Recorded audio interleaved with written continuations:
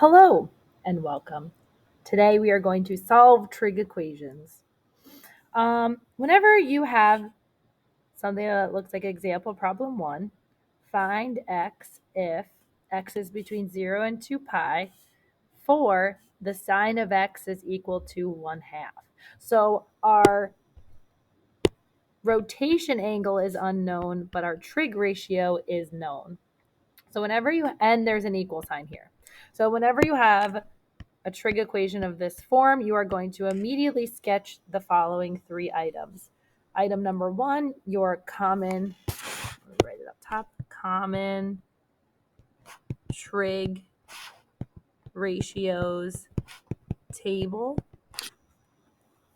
your anteater slurp tiny creatures sign chart, and your cosine sine curves. Okay, and these 3 things help us conceptualize what's going on. What happened to my curve? Lo siento. He got erased somehow. Okay. So find x if x is between 0 and 2 pi for sine of x equals 1/2. So when is sine of x equal to 1/2? Oh, let's just look at our chart. Oh, sine of x is equal to 1/2 when x is pi over 6, and that's your answer, and you're done. Just kidding.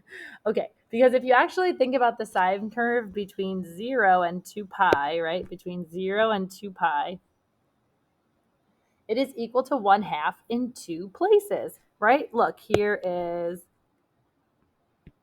the line y equals 1/2. Oh, wow, check it out, 2 places, right? So we get that first one, pi over 6, right from the table. So this is the first one, pi over 6, right? When the ratio is 1/2, the angle is pi over 6. Okay, we got that first one from the table. So this is pi over 6. We got that one. How can we figure out the second one?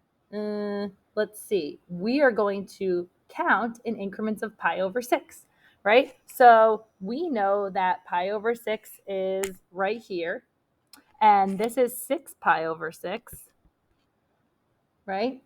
So we could go back 1 pi over 6 to get that second place where y is 1/2, and that's going to be 5 pi over 6. But instead of thinking about it on a sine curve, it's common that people tend to think about it on the unit circle with our anteaters slurp tiny creatures, right?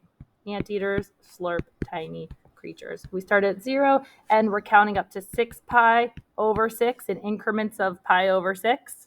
How did we get pi over 6? Because we looked at our table over here, pi over 6. And we have our first one, which was at pi over 6. We found that the trig ratio is 1/2 when we have a rotation angle of pi over 6. Well, what about this second 1/2? Let's see.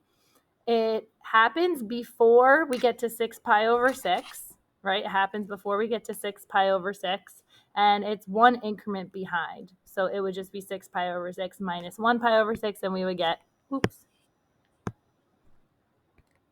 5 pi over 6 to land us in the second quadrant. This count back, right? This count back from the x-axis, is known as the reference angle, and we note it as theta reference angle, or theta r.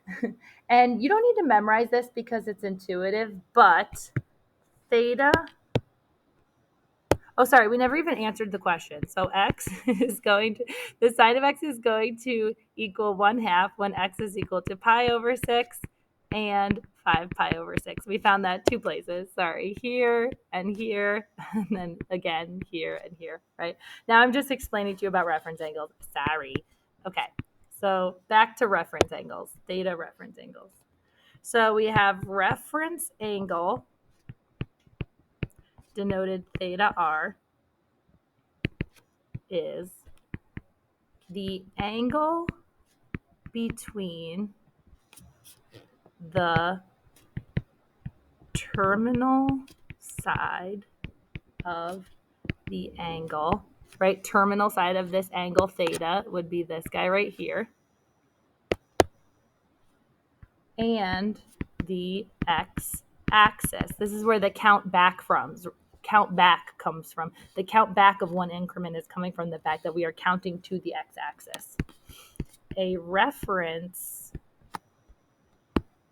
angle is always between 0 and 2 pi over 2 and is always positive. You should write this down in your notes somewhere, okay? And why is it less than pi over 2 and always positive? Because in these little count backs, it's always going to be a tiny little acute angle. All right? And there's a way to like find the reference angle, and the way we find the reference angle is dependent on which quadrant you're in, right? So in quadrant 1, if we're trying to find a reference angle, it would just be the angle, right?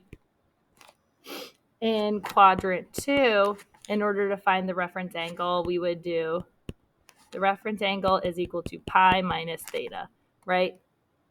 To find the reference angle in quadrant 3, we would do theta minus pi.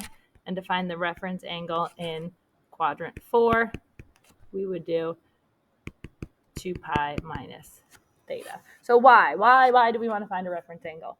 A reference angle helps you locate the trig ratio on the common trig ratio chart, right? So notice the common reference angles of, let me get back up to the chart. The common reference angles listed at the top of the trig ratio chart are pi over 6, pi over 4, and pi over 3. Based off the sign of the trig value, you can then use your common trig chart. First, you use your common trig chart. Then you use your anteaters, slurp, tiny creatures to solve any trig equation. This helps you find the sign, and this helps you find the value. Okay. Just remember the denominator is your reference angle, right? So if you have something that's like the sine of 2 pi over 3, it has a reference angle of pi over 3. You use your common trig ratio chart to find what the sine of pi over 3 would be. It would be rad 3 over 2. And then you use your anteater, slurp, tiny creatures to find whether this rad 3 over 2 is going to be positive or negative. Well, 2 pi over 3, this is going to be pi over 3. So then 2 pi over 3 before we get to 3 pi over 3. So it's going to land in this quadrant, and it's one increment back. So this would be 2 pi over 3. And in the second quadrant, sine is positive. So our answer would just be positive rad 3 over 2. So let's practice solving this again, but a little faster. So now we have find x if x is between 0 and 2 pi for sine of x equals negative 1/2. Okay, cool. So we have sine of x equals negative 1/2. Excuse me, I'm sorry. Sine of x equals negative 1/2. So let's go up and look at our common trig ratios table. Pi over 6 is going to be our reference angle. So we have pi over 6 as our reference angle. And let's think about all the places where sine is negative. So we have anteaters, slurp, tiny creatures. Sine is going to be positive up here, so we're going to eliminate this quadrant. Sine is going to be positive up here, so we're going to eliminate this quadrant because remember, we want it to be negative. So our two options are down here and down here. So our reference angle is pi over 6.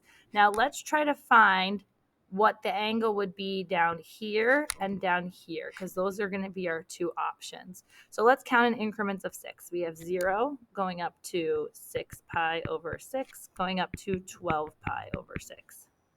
Okay, so remember, to find our reference angle in quadrant 3, we're going to have theta reference angle is equal to theta minus pi, right? So our reference angle is pi over 6. Theta is unknown, minus pi. I'm going to rewrite pi in a smart way. 6 pi over 6. And there I would just get plus 6 pi over 6 plus 6 pi over 6. I would get 7 pi over 6 is my theta in quadrant 3. So I have 7 pi over 6 for here, counting all the way down there. And then again, the second angle is going to be Theta reference angle in the fourth quadrant is going to be 2 pi minus theta. And that's going to be pi over 6 as my reference angle. 2 pi, I'm going to rewrite that in a smart way in increments of 6 minus theta. So here I'm going to have minus 12 pi over 6 minus 12 pi over 6. And that's going to give me negative 11 pi over 6. And then, of course, I want to get these both positive. So I have 11 pi over 6. 11 pi over 6 is hard to write. Okay, 11 pi over 6. So that's going to be this angle here, 11 pi over 6. Okay, so those are my two options. And you could just calculate those doing a count back, right? So in order to get from this angle back to the x-axis, you could have just added one increment of 6. And then for here, in order to get back to the x-axis, you could have just subtracted one increment of 6 from the 12 pi over 6, okay? So you can either do the count back method, or if you like to use the theta reference angle computed by quadrant method, you can do that too. This just helps you find the sine and the angle. So x is going to equal 7 pi over 6 or 12 pi over 6. Okay. Yeah, that should be it.